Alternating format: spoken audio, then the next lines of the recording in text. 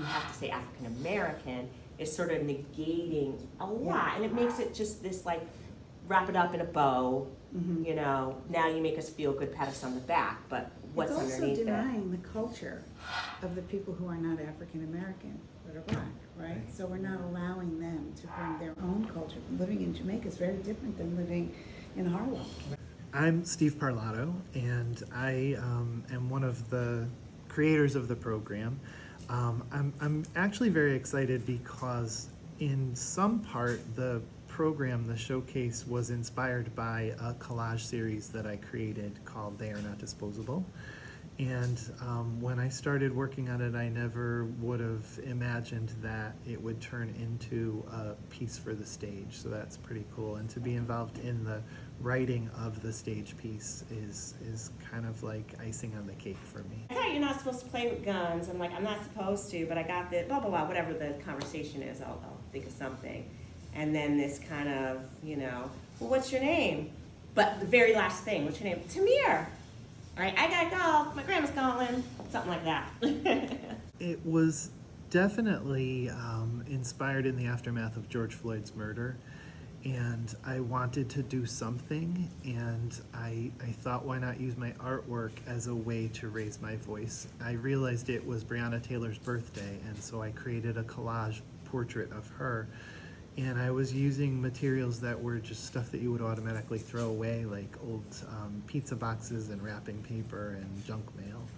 And then the series took on a life of its own, and it's become a calling for me and a way to help facilitate those really necessary conversations around racism. I would love for like 2 dancers to come out in white angels and kind of carry them off. Aiyana gets pulled back as this dry ice is coming off because the blanket will be the only thing left behind. Obviously the real actress who's going to play adult Aiyana will get carried off too in separate directions. I would love, maybe not necessarily for the showcase, but I think it'll work, just to play the sound bite of Mertilla on the stand that we heard this morning.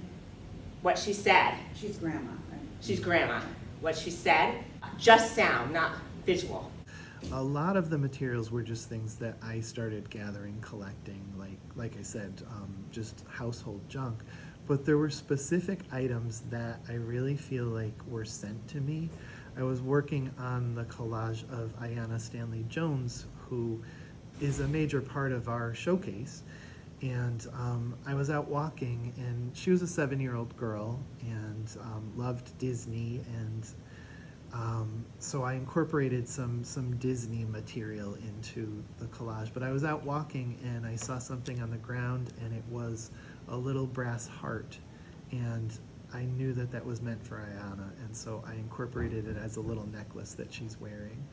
Another collage is of Tamir Rice, and he was killed by a gazebo in a city park. And I was walking in a city park, and I was near a gazebo, and I saw something on the ground sparkling.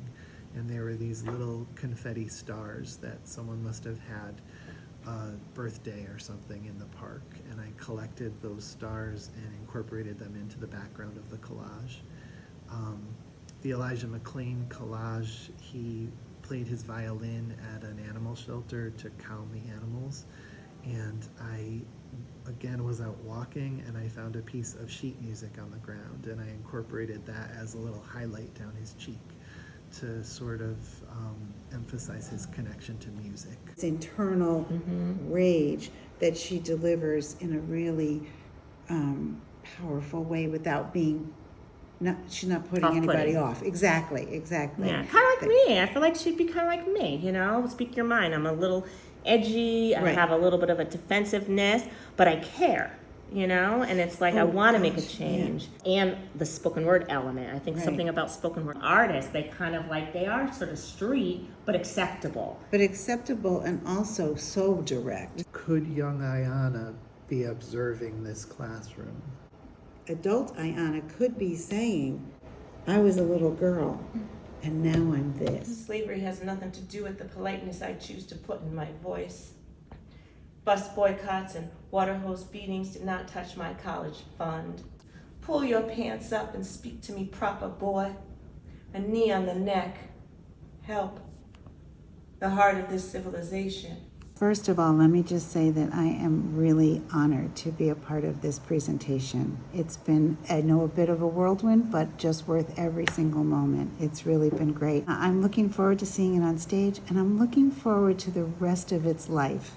The time that you spend fixing, changing, copying, and then putting it back on stage and watching it grow that way, I think is a beautiful thing.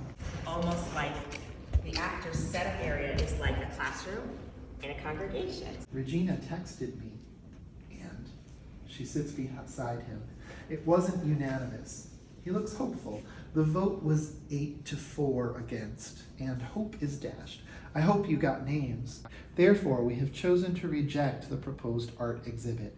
Yours in God's grace. She nods. Does not align with our church's mission. Our church's mission, bitter laugh, to live and communicate the love, values, and teaching of Christ in our community and in our world. You forgot the part about not making white people uncomfortable. Oh, right, straight from the gospel of blue-eyed Jesus. What they really need is table-flipping Jesus. We can set that, you can set that up wherever you feel comfortable. And then one for the teacher, so then it's literally like the teacher and that's the class behind them. The most rewarding experience for me is the artists that I'm working with, the collaboration. I'm just really grateful to work with a group of people who, you know, they're really good at what they do. They have their expertise, they know their lane, they know their vision, but also we can communicate together. Even when we don't communicate together that well, we sort of work through it, and we all are on the same page, I think, creatively and mentally. So it just makes it easier to keep coming back to that middle point. And so that's rewarding. That's what makes, I think, the work fun, and it continues to give me inspiration and hope that, oh, okay, this is expanding, this is getting better. More and more people are gonna wanna be a part of this, and that's what's happening. Would you have ever imagined this presentation coming together the way that it has? No, I was kind of a nervous wreck preparing for it.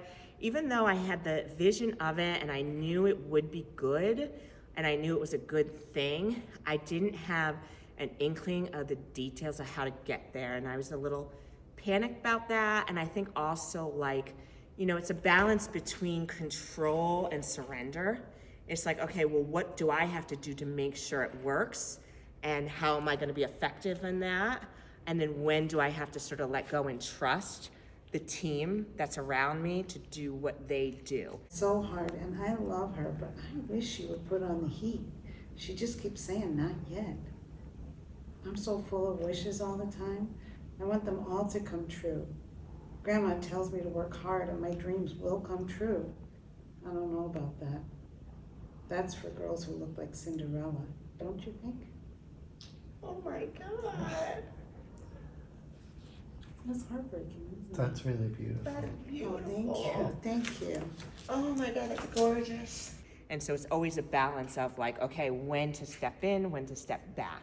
And so learning that. But I think like the more we work together as a team and we start to understand each other, that process gets easier and easier. But in the beginning, it definitely made me, it gave me a lot of angst, but the good angst. I think creative angst is the angst worth having. This is definitely a dream manifest. Bucket list fulfilled, check. So all that here, and you know, the music can just be on the side.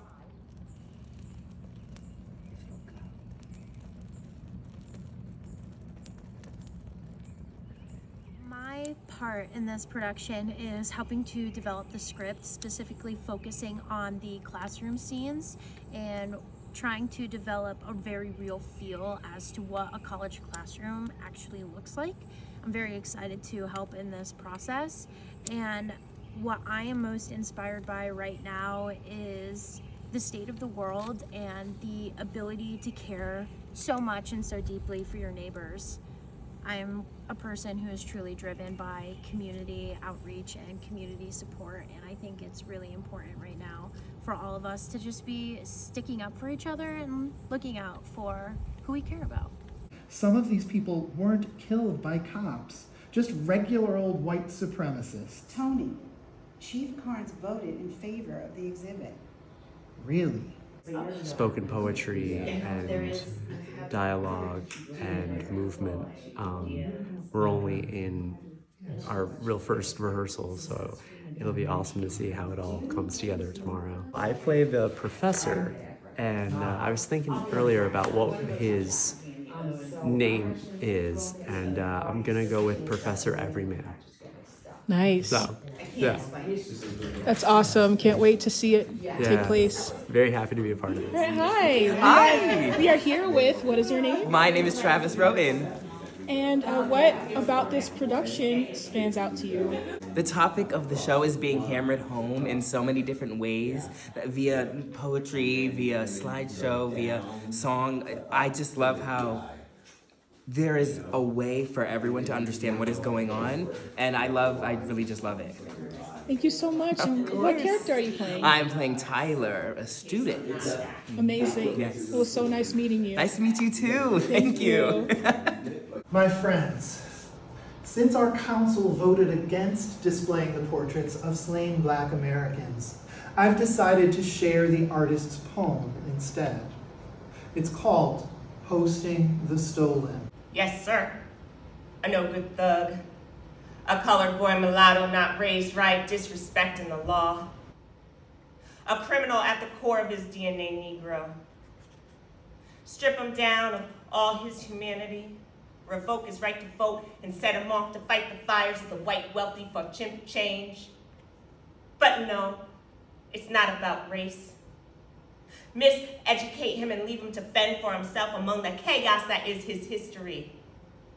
We all don't deserve what comes to us if we don't keep our nose clean. Concrete wallpaper and liquor store hallways are no excuse. Pull yourself up, ingrate. I did it. I got by. No one paved the way for me. Slavery has nothing to do with the politeness I choose to put in my voice. We all don't deserve what comes to us if we don't keep our nose clean.